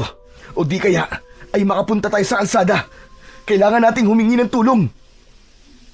Samantala, habang patuloy kami sa pagtakbo, may napansin ako. Ang lupang tinatapakan namin ay parang gumagalaw. Para bang may gumagapang sa ilalim nito. Bigla kaming natigilan at nakita namin. Umahon mula roon ang isang kamay na kulay abo at may mahahabang mga kuko. Lira! Hinila ko ang aking asawa. Iniwas ko siya sa lupa kung saan may lumabas na isang katawan. Halos wala na itong balat at may mga nakapulupot na ugat sa kanyang leeg. Isa pang kakaibang aswang. Diyos ko! Anong klaseng nilalang yan, Marco? Hindi ko alam. Agad naming inihanda ang aming mga baril. Lumapit ito sa amin. Mabagal, pero sigurado. Sa bawat takbang, may naririnig akong tunog ng mga butong naglalagutukan. Iniangat ko ang aking baril, pero alam kong walang saysay ang bala. Kaya kinuha ko ang patalim na nasa tagiliran ko. Paglapit ng nilalang, sinaksak ko ito sa dibdib. Walang dugo. Sa halip, usok ang lumabas. Napasigaw ito at sa gitna ng sigaw ay narinig ko ang mahinang boses ng mga tao. Humihingi sila ng tulong. Dahan-dahan kong itinutok ang flashlight sa lupa. Doon, unti-unti kong nakita na may mga katawan na nakabaon. Itinaas nila ang kanilang mga kamay. Gusto nilang ilabas ko sila. Gusto nilang tulungan ko sila. Nakita ko ang mga suot nila. Nakauniforme sila ng pangsundalo. Napaluhod ako, hindi dahil sa takot, kundi sa bigat ng mga tinig na yon. Huwag ka nang makialam sa kanila, Ramirez. Huwag ka nang makialam. Hayaan mo sila. Huwag mo silang tulungan. At bakit hindi? Bakit mo ako pinipigilan? Kailangan sila dyan para maipagpatuloy ang sumpa ng baryong ito. Ang kanilang mga kaluluwa hindi dapat mapalaya. Anong pinagsasasabi mo? Ikaw ba may gawa nito, Ortega? Pinatay mo mga kasamahan natin? Hindi ako ang pumatay sa kanila. Mga aswang. Sila ang pumatay. Ngunit, isa kang aswang. Hindi. Isa akong isinumpa, Ramirez, dahil pinakialaman ko ang aklat ng mga ritual. Ginawa ko yun para maipagpatuloy ang... Kaya pala natatakot ang mga tao dahil ikaw ang gumawa ng sumpa. Hindi ako ang gumawa ng sumpa. Ang tatay mo ang nagsimula ng sumpa sa baryo na to, Ramirez. Isang sumpa na bigla niyang iniwan at di tinapos. Ako lang naman ang bumuhay muli sa sumpa nang mapadpad kami dito. Malaking tulong ang librong yon ng mga mahika at orasyon. Binuhay mo ang sumpa? Mahigit 3 dekada nang nasa ilalim ng sumpa ang baryo na to. Sinimulan ito ng tatay mo, kasama ang 10 mangkukulam. Tumigil sandali si Ortega sa pagsasalita. Napansin kong sumilip ang liwanag ng buwan sa pagitan ng mga puno. At nang masinagan si Ortega, huminga ito ng malalim. Para bang ninanamnam niya ang liwanag na yon. Nakita ko siyang ngumisi. Samantala, habang nananahimik siya, sinenyasan ko si Lira. Napansin ko na kasi na nasa likod lang pala kami ng simbahan sa bungad ng baryo. Itinuro ko yun sa kanya. Agad kaming tumakbo patungo doon. Hangad namin na makalabas na ng baryo. Wala na kaming pakialam sa mga gamit namin. Ang mahalaga sa amin ng mga oras na yon ay ang aming kaligtasan. Hindi sumunod sa amin si Ortega. Ngunit nang matapat na kami sa simbahan, biglang gumalaw ang mga baging sa balete. Pumulupot yun sa mga paa namin. Sigaw kami ng sigaw ni Lira. Dinala kami ng mga baging na yon sa loob ng gumuhong simbahan. Agad na napansin ko ang harap ng altar nito kung saan naroon ang isang malaking itim na krus. Nakabaligtad ito at sa mismong katawan nito ay may mga nakasulat na pangalan. Nakita kong nakasulat doon ang aking apelyido. Biglang parang lumabo ang paningin ko. Napahawak ako sa ulo ko habang mabilis na nabubuo sa isip ko ang katotohanan na may kinalaman nga talaga ang tatay ko sa sumpa ng baryo. Nanginig ang mga kamay ko. Marco, anong meron? Ayos ka lang ba? Hindi ko siya sinagot. Bagkus ay nakatitig pa din ako sa krus. Maya-maya pa ay biglang lumindol. Tapos ay may nakita kaming itim na usok na lumabas mula roon. At ang usok na yon ay naghugis tao. Sergeant Ortega! Ako nga, Ramirez. Ngayon narito ka na. Maaari na nating ituloy ang ritual para magpatibay sa sumpa. Ritual? Anong ritual ang itutuloy? Ang dugo ng isang Ramirez. Yun ang kailangan para mapagtibay ang sumpa sa baryong ito. At sa tingin mo ba'y makikipagtulungan ako sa'yo? Kung ang dugo ko magpapatibay sa sumpa, hindi ko gagawin yan. Tutulungan ko mapalaya ang mga taga-baryo. At bakit mo naman gagawin yun? Susuwayin mo ba ang ritual na sinimulan ng tatay mo? Huwag mong isasali dito ang tatay ko, Ortega. At bakit hindi? Siya ang nagpasimuno nito. Siyang nakipag-usap sa mga magkukulam para ikulong ang mga taga-baryo. Biglang natigilan si Ortega nang marinig ang isang malakas na putok ng baril. Pinaputukan siya ni Lira sa dibdib. Huwag na kayong magsayang ng bala. Hindi ako namamatay sa baril. Wala akong kamatayan. Makinig ka sa akin, Ramirez. Tapusin mo na ang ritual. Tapusin mo na! Biglang nandilim ang lahat. At sa sandaling yon, parang hinigop kami ng lupa. Nahulog kami sa kailaliman ng simbahan. Meron itong lagusan o tunnel na puno ng mga kalansay. May mga narinig ulit kaming mga boses. Humihingi sila ng tulong sa akin. Dahan-dahan kaming naglakad sa tunnel na yon. Hanggang sa may nakita kaming isang butas na pabilog na may parang apoy sa gitna. Sa ibabaw nito ay may nakatirik na sibat na gawa sa sanga ng balete. Ang dulo nito ay kulay itim. Parang mantsa ng dugo o ng langis. Kumikislap ito sa liwanag ng apoy. Ang dugo mo, Marco. Ang huling patak na hinihintay dito. Pumasok ka sa loob ng hukay na yan. Wala kang dapat na ikatakot dahil mababaw lang naman yan. Natulala ako ng ilang segundo. Pakiramdam ko ng mga oras na yon ay nawalan ako bigla ng kakayahang mag-isip ng kung ano ang mali o tamang gawin. Matagal nang hinihintay ng lupa ang dugo ng iyong ama, Ramirez. Patay na ang tatay ko. Wala ka ng dugo na aasahan. Dugo niyang nananalaytay sa iyong dugo, di ba? Kaya sige na, tapusin mo na ang sinimulan niya.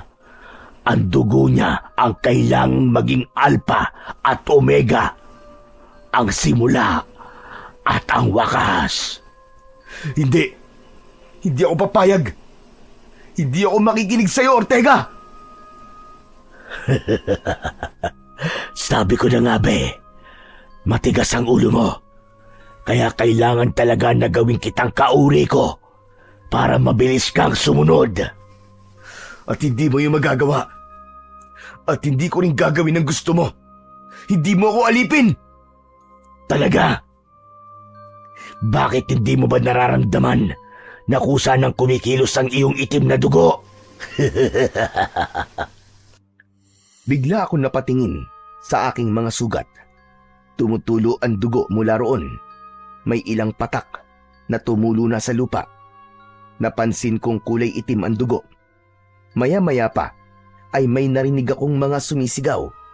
Naroon muli ang mga kamay na nakabaon sa lupa. Sumisigaw sila. Humihingi ng tulong na mapalaya. Isinisigaw nila. Ayaw nila ng itim na dugo. Nalilito na ako. Hindi ko na alam ang gagawin ko.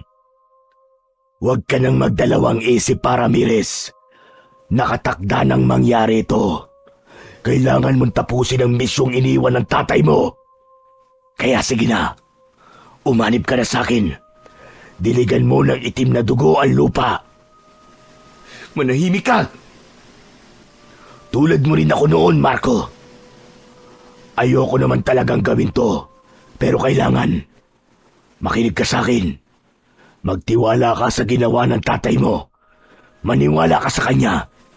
Sabi nga nila, ang pagsunod sa magulang ay daan sa kaligtasan. Hindi mo man maintindihan ngayon ang mga desisyon niya. Ngunit darating ang araw na malalaman mong ginawa niya yun para iligtas ang mas nakararami. Ako ang magiging gabay mo, Marco. Tutulungan kita. Hindi ko kailangan ng gabay mo, demonyo ka!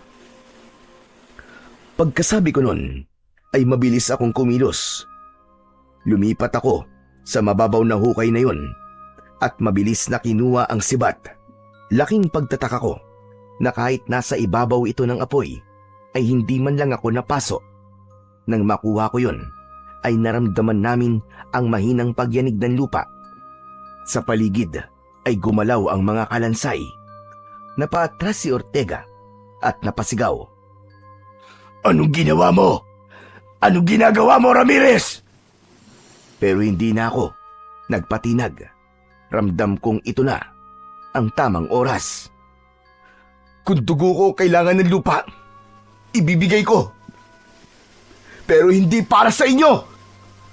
Itinusok ko ang dulo ng sibat na yon sa aking palad. Napasinghap ako habang nakikita ang dumaloy na dugo mula sa aking sugat. Hindi yun itim, kundi matingkad na pula. Hindi pa nakakarating doon ang kamandag ng mga kuko ni Ortega. Nang mapatakan na ng aking dugo ang lupa, may mga narinig kaming tinig. Nagpapasalamat sila sa kanilang paglaya. Nanginig si Ortega, galit na galit. Nagkakamali ka, Marco. Hindi mo dapat nilinis ang lupa. Hindi mo dapat inalis ang sumpa. Hindi mo alam ang ginawa mo. Hindi mo alam ang ginawa mo, Ramirez! Mabilis siyang sumugod. Muli niyang itinutok sa akin ang matatalas niyang kuko. Ngunit bago pa niya maibaon sa akin yon, ay sinalubong ko na ng sibat ang kanyang pag-atake. Nagtagpo kami sa gitna. May kakaibang liwanag na sumirit sa pagitan namin. At doon nagsimula ang tunay na wakas ng sumpa. Unti-unting nanghina si Ortega habang hawak sa kanyang dibdib ang nakabaong sibat. Tuluyan siyang nalugmok sa lupa at maya-maya pa ay tuluyang nalusaw hanggang sa naging abo. Ilang sandali pa ay may isang malakas na liwanag ang tila sumabog sa loob ng lagusang yun. Napapikit ako at sa muling pagmulat ng aking mga mata, wala na kami sa loob ng simbahan. Nasa labas na kaming dalawa ni Lira. Lira, tapos na. Tumango siya, umiiyak pero nakangiti. Tama ka, Marco. Tapos na nga. Magkahawak kamay kaming naglakad pabalik sa aming barracks. Masaya ako. Masayang wala na si Ortega. Wala nang katatakutan ang mga taga-baryo. Mabubuhay na sila ng normal. Samantala, nang makabalik kami sa barracks, inayos ko ang pintuang nasira. At matapos maglinis ng katawan, pareho kaming bagsak sa higaan ni Lira. Makalipas ang ilang oras, nagising kaming parehas nang marinig namin na may kumakatok sa pintuan. Maingay sa labas at napansin kong maliwanag din dahil bahagya ng sumilip ang liwanag ng araw sa siwang ng bintana at pintuan. Tumayo ako at sumilip sa bintana. Nakita kong madaming tao sa harap ng tinutuluyan namin. Lira, may mga tao sa labas. Talaga? Baka alam na nilang wala ng sumpa, Marco. Kaya nandiyan na sila. Baka gusto nilang magpasalamat sa atin. Tara, labas tayo. Teka lang. Para kasing may mali. May masama akong kutob. Ano na naman ba yun, Marco? Wala ka nang dapat na ipagkalala. Wala na ang halimaw na si Ortega. Wala na tayong dapat katakutan. Tapos na, di ba? Basta dito muna tayo. Kailangan kong makasiguro na ligtas na nga tayo. Kinakabahan kasi ako eh. Alam ko na kung ano yan. Na-e-excite ka siguro. Hindi ko alam. Natigilan kami ni Lira nang muling may kumatok at mula sa labas ay narinig namin ang boses ni Mayor Lucio. Tao po! Gising na ba kayo? Sabi ko na eh. Halika na. Si Mayor yung nasa labas. Binuksan ni Lira ang pinto at agad na sinalubong ng kamay si Mayor Lucio. Mabuti naman at pinagbuksan nyo na kami. Alam nyo, naparito kami para magpasalamat sa inyo. Naalis nyo na ang sumpa ng baryo namin. Gusto namin magdaos ng pista upang maparangalan kayo sa inyong naging kabayanihan. Matanong ko lang po kayo, Mayor. Paano po ninyo nalaman na wala na pong sumpa ang baryo? Ilang segundong natahimik ang alkalde. Tila nag-isip ng kanyang sagot. Kaya naman, mas lalo kong nagduda sa kilos ng alkalde. May nakapagsabi lang sa akin, Sergeant Ramirez. Ang sabi ay napatay nyo na raw ang mga aswang sa gubat. Masaya kami na wala nang sasalakay sa amin mamayang gabi. Masaya na kami na tapos na ang bangungot namin. Salamat. Maraming salamat talaga sa inyo, mga kaibigan. Napatingin ako sa paligid at sa mga taong nakapaligid sa amin. May ilang nakatayo lang, nakangiti, may ibang tahimik at nagmamasid lang. Pero habang pinagmamasdan ko sila, may kung anong kakaiba kong naramdaman. Hindi ko maipaliwanag, pero iba talaga ang pakiramdam ko. Parang nakikita kong may itinatago sila. Peke ang kanilang mga ngiti. Lahat sila ay nakatingin sa akin ng diretso. May isang bata na tumakbo sa harapan ko. Nakangiti rin, pero maputla ang mukha niya. Walang kulay ang labi niya. Napatitig ako sa mga mata niya. Kulay abo at walang buhay. Tumingin ulit ako sa mayor. Nakatingin siya sa akin.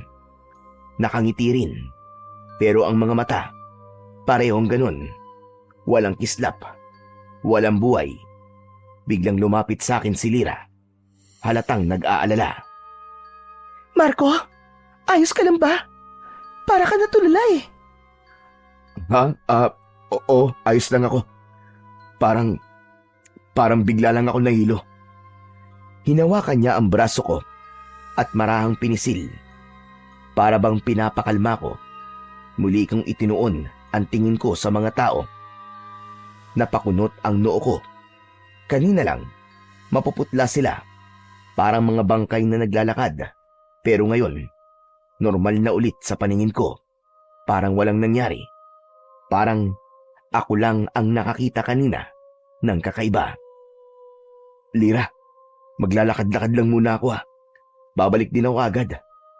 Sigurado ka? Ayaw mong samahan kita? Hindi na. Hintayin mo na lang ako dito. Sige, kung yan ang gusto mo. Tumango ako at saka naglakad palayo sa mga taga-baryo. Isang sandali ay napadpad akong muli sa lumang kubo na napuntahan namin kagabi. Nilibot ko ang aking paningin sa paligid. Tahimik na pumasok ako sa kubo. Nilapitan ko ang libro at marahang dinampot. Pagbukas ko, agad kong napansin ang isang pahina na may bilog na pulang tinta. May mga salitang hindi ko maintindihan. Pinilit kong basahin pero nabubulol ako sa tuwing sinusubukan ko. Binuklat ko pa ang ilang pahina at nakita ko doon ang isang sulat. Sulat kamay ni Tatay yun. Nakasulat doon na kailangang gawin ng ritual bago pa lumakas ang mga aswang. 10 mangkukulam ang kasama niya at ang layunin nila ay isumpa ang mga taga-baryo na hindi na nila magagamit ang kanilang mga kapangyarihan upang hindi na sila muli pang makapanakit. Tumigil ako sa pagbabasa. Napaupo ako sa sahig. Ang aklat na yon, parang may bahagi na parang naging diary ni Tatay. Ipinagpatuloy ko ang pagbabasa. Natuklasan ni Tatay na mga aswang ang lahat ng tao sa baryo. Kaya naman, bago pa dumating ang kabilugan ng buwan, may isang grupo ng mga mangkukulam ang nag-alok sa kanya ng tulong. Isang paraan lang daw ang pwedeng mangyari upang mapigilan ang pagpatay sa kanila ng mga aswang sa baryo. Ito ay ang bumuo ng isang sumpa na magtatago sa kapangyarihan ng mga taga-baryo na maging aswang. Ang kapalit ay ang dugo ng mga sundalong kasama niya noon. Nakipagkasundo ang aking ama. Ngunit hindi niya alam na literal na buhay pala ang hinihingi ng mga mangkukulam bilang kapalit. Nang makita niyang unti-unting nilalamon ng lupa ang mga sundalo, tumakas siya at hindi na tinapos ang ritual. Dahil doon, pansamantala lamang ang naging bisa ng sumpa sa baryo. Si Sergeant Ortega ang gumawa ng paraan para maipagpatuloy ang sumpa. Ngunit alam din niyang hindi yun tatagal magpakailanman. Ang dugo ko, ang dugo ni Tatay, at ang pagpayag ko sanang makianib sa gusto ni Ortega, yun sana ang magiging daan upang tuluyang mawalan ng kapangyarihan ang mga aswang habang buhay. Ngunit iba ang aking pinili. Tinapos ko ang sumpa. Pinalaya ko ang mga tunay na aswang.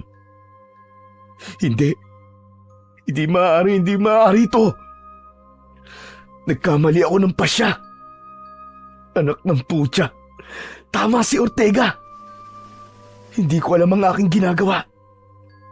Si Lira. Iniwan ko siya sa piling ng mga aswang na yun. Hindi! Mabilis akong tumakbo. Inihanda ko ang aking baril. Nang makabalik ako sa barracks, ay wala na doon si Lira. Nakaramdam ako ng takot. Lira! Lira, nasaan ka? Lira! Diyos ko! Ang asawa ko! Muli akong naglakad ng mabilis. Ngunit wala pang 1 minuto. Napahinto ako nang makita ang mga taga-baryo na nakaharap sa iisang direksyon. Nang pagmasdan ko ang tinititigan nila, nakita ko roon si Lira. Nakatali ito sa mga kawayang nakatusok sa lupa. Sa bandang paanan niya ay may mga sanga at kahoy na alam ko kung saan nila gagamitin. Mga hayop kayo! Pakawalan niyo ang asawa ko! Pakawalan niyo siya! Kung ayaw niyong mamatay! Kumalma ka lang, Sergeant Ramirez. Gusto lang namin ng masarap na makakain. Matagal-tagal na rin nung huli kaming nakakain ng karne ng tao. Pagsisisihan mo, Mayor, ang ginawa mo sa asawa ko. Saktan mo lang siya at sisiguraduhin ko sa iyong mabubutas ang ulo mo. Ano ka? Akala mo ay takot kami sa'yo? Wala kang utak, Ramirez. Mahina ka. Parehas lang kayo ng tatay mo. Huwag mo lapastanganin ang pangalan ng tatay ko, demonyo ka! At bakit hindi? Iho, makinig ka. Huwag mo na kaming pigilan. Iregalo mo na sa amin ang babaeng ito. Bibigyan kita ng pagkakataong tumakas. Parang yung tatay mo. Iniwan ang mga kapwa niya sundalo para sa sarili niyang kaligtasan. Pero kung lalaban ka, sinisigurado ko sa iyo na masasaktan ka. Natahimik ako.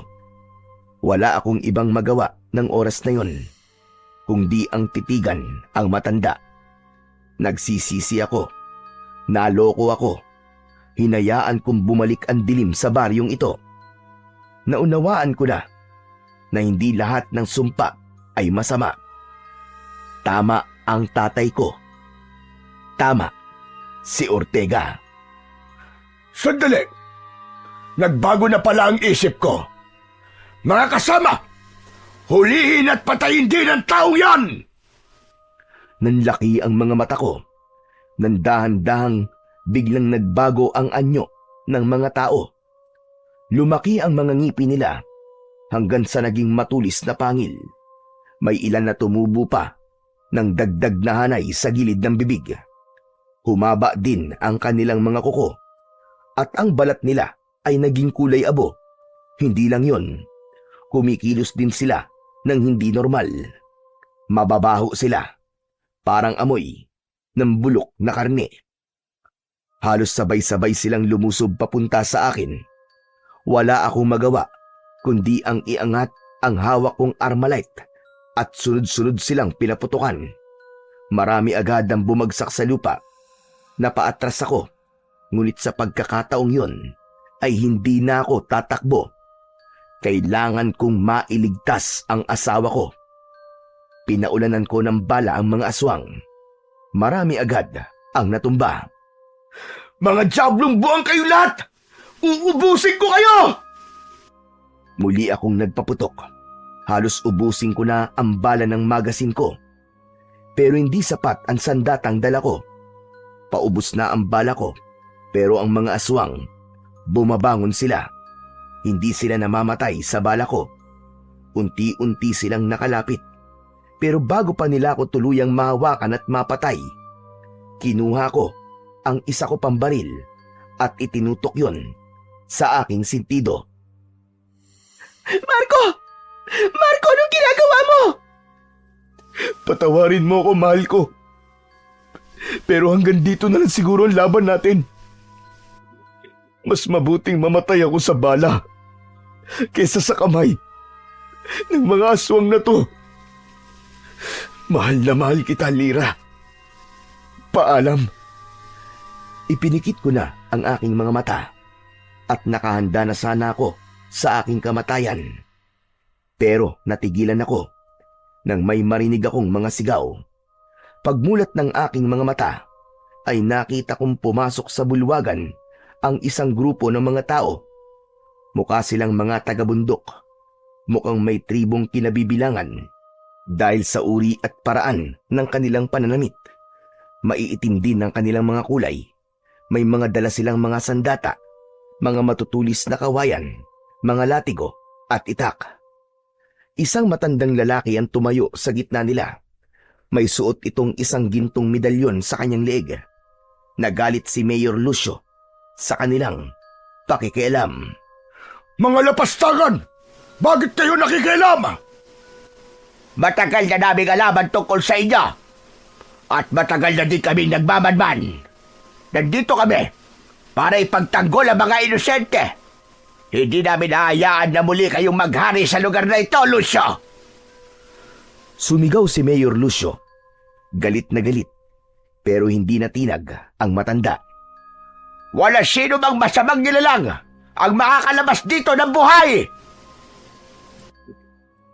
Itinaas nito ang kanyang medalyon. Mula roon ay kitang-kita kong sumiklab ang isang liwanag. Isang mainit na bughaw na sinag na mabilis na kumalat sa paligid. Ang mga aswang na natamaan ng sinag na yon ay napasigaw. Nakita ko ang mga balat nila ay pumutok at nagdikit-dikit. Napaso sila sa taglay na liwanag ng medalyon. Kasunod nito, sumugod ang mga tao. Ang mga aswang, wala silang laban sa mga matutulis na kawayan. Mas iniinda nila yon kaysa sa aking baril. Natulala ako. Parang napako ang mga paa ko sa lupa habang pinanunood ang nagaganap na labanan. Hindi ako makapaniwala na magkakaroon pa ng himala. Marco! Marco, tulungan mo ako! Napatingin ako kay Lyra. Bitbit siya ni Mayor Lucio na naglalakad na palayo. Agad akong tumayo at susundan sila, pero biglang may humawak sa aking balikat. Paglingon ko, ang matandang may medalyon, may inaabot siya sa akin na pilak na punyal. Ito gamitin mo. Ito ang tanging sandata na makapapatay sa lider ng mga aswang. Agad kong kinuha ang punyal. Wala nang oras para magpasalamat. Agad kong sinundan si Mayor Lucio at ang asawa ko. Bitiwan mo ang asawa ko! Huwag ka ng mga Aspa Ramirez! Hindi mo ako kaya! Mabilis akong tumakbo at nakalapit sa kanya. Agad ko siyang nasaksak sa balikat. Ininda niya yon at nabitiwan niya si Lyra. Agad kong hinila ang asawa ko palayo sa pinuno ng mga aswang. Okay ka lang ba, Lyra? Tumango siya at niyakap ako. Duguan ang balikat ni Lucio, pero nanatili itong nakatayo. Humarap ito sa amin. Nanlaki ang mga mata ko nang makita ko na naghilom ang sugat niya. Napaatras ako dahil sa gulat. Hindi mo ako basta-basta mapapatay, Ramirez! Ang mga mata niya biglang nagbago, naging kulay pula, at ang kanyang balat ay naging kulay abo. Humaba ang mga kuko niya, naging matulis at nagpakita na din ang kanyang mga pangil. Marco! Tumakbo na tayo! Hindi, mahal ko. Kailangan ko tong tapusin. Inihanda ko ang aking sarili. Hinawakan ko ng maigpit ang punyal na ibinigay sa akin ng matanda kanina. Sumugod si Lucio. Mabilis, parang kidlat. Iwinasiwas niya ang matatalim niyang mga kuko. Pero naiwasan ko yon. Agad ko siyang sinaksak sa tagiliran, pero humarang ang kanyang braso. Tumama ang punyal. Bigla siyang napasigaw. Nagsimulang umusok ang sugat niya, pero mabilis din itong naghilom. Lalo akong nagalit nang makita yon. Naisip ko na hindi sapat na saksakin siya kahit saan. Kailangan kong tamaan ang pinakakritikal na bahagi ng kanyang katawan para mamatay na siya. Sinugod ko siya muli gamit ang buo kong lakas. Sinaksak ko siya sa kanyang dibdib, sa tapat mismo ng kanyang puso. Kumislap ang matinding liwanag at kasabay nun ay ang malakas na sigaw ni Lucio. Ang katawan niya ay nanginig, unti-unting nagbago, pabalik sa kanyang anyong tao, hanggang sa tuluyan siyang naging abo. Tapos na ba, Marco? Oo, mahal ko. Tapos na. Pero hindi ko alam kung tuluyan na ba tayong ligtas. Bumalik kaming dalawa sa lugar ng labanan. At doon ay nakita naming nagapina ng mga taga-tribo ang halos lahat ng mga aswang. Amoy dugo at asupre ang lugar, pero ramdam ko ang ginhawa sa paligid. Unti-unti nang bumaba ang tensyon. Ang ibang mga katribo nila ay nagsiga ng mga kahoy. Sinimulan na nilang sunugin ang mga bangkay na hindi naging abo. Nilapitan namin ang leader nila at nagpasalamat sa pagkakaligtas sa amin. Tatang, maraming salamat po sa tulong ninyo. Kung di ho kayo dumating, baka patay na po kami ngayon ng asawa ko. Ngumiti at tumangulang ang matanda. Marco, wala na. Tapos na talaga. Ligtas na tayo. Oo, mahal ko. Sa wakas, tapos na. Tumingala ako sa langit at nagpasalamat sa Panginoong Diyos. Hinawakan ko ang kamay ni Lyra. Magkahawak kamay kaming naglakad pabalik sa aming baraks upang kunin ang sasakyan. Pagdating namin sa barracks, ay agad kaming sumakay at habang binabaybay namin ang daan pauwi, napatingin ako sa salamin. Sa likod ng sasakyan, nakita ko ang manipis na usok na galing sa lugar ng labanan. Tanda ng katapusan ng isang madilim na kabanata sa lugar na yon. Ilang araw matapos naming maisumiti ang report, napansin naming tila naging tahimik ang mga opisyal. Wala kaming natanggap na anumang tugon, walang follow-up, walang nagtanong. Kalaunan, nalaman namin na itinago na nila ang buong dokumento. Para bang ibinasura na nila ang kasong yon. Hindi na ako nagreklamo. Naiintindihan ko sila. Marahil ay ayaw nilang kumalat ang takot. Alam kong may mga bagay talaga na mas mabuting manatiling lihim na lamang upang manatili ang kapayapaan. At kung anuman ang tunay nilang dahilan, wala na akong pakialam. Ang mahalaga ay napagtagumpayan namin yon at ligtas kami ng aking asawa. Nabuhay kami ni Lira. Hanggang dito na lamang po. Salamat po sa pakikinig sa aking kwento.